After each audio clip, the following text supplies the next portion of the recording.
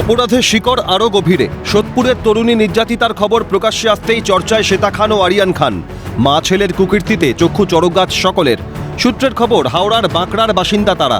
তাদের অপরাধের শুরুটাও হয়তো এখানেই। 2021 সালে আরিয়ানের বোন ইশিকার মৃত্যুই যেন তার জ্বলন্ত উদাহরণ।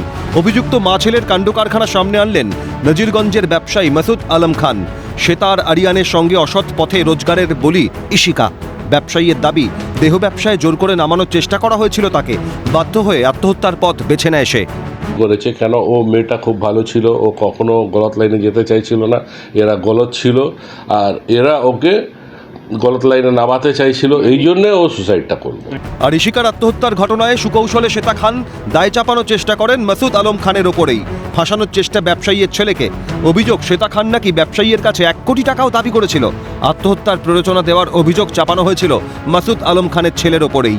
হঠাৎ একদিন পুলিশ এলো, ছেলে বেরোলো, ওকে অ্যারেস্ট করে দেওয়া হলো। Provoke to murder. মেয়েটা আমার ছেলেকে বললো ভাই 1300 টাকা দে না, আমি কোন জায়গায় একটা ফর্ম ভরছি, যদি চাকরি পেয়ে যাই তো আমি ঘর ছেড়ে চলে যাব। তো ওই অনলাইনে ওকে 1300 টাকা মেরেছিল। ওইটা হলো সবুত যে আমার ছেলের সঙ্গে রিস্তা। তো ওর মা অলরেডি আমাকে ফোন করে দিয়েছে থ্রেট হিসাবে যে একটা অ্যামাউন্ট দিন, তো আমি আপনার ছেলের নামটা বাদ দিয়ে দিব। কত টাকা চেয়েছিল? 1 কোটি, 1 CR। মা ছেলের দেহ ব্যবসার রমরমা, অসাধু কারবারের খেসারত জীবন দিয়ে দিতে হয়েছে মেয়েকে।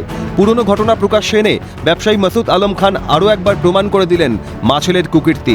কিন্তু এই ঘৃণ্য অপরাধের শেষ কোথায়? এখন পুলিশি তদন্তে কবে প্রকাশ্যে আসবে আসল সত্যি, সেটাই দেখার। দেবকুমার দেওর রিপোর্ট, ক্যালকাটা নিউজ।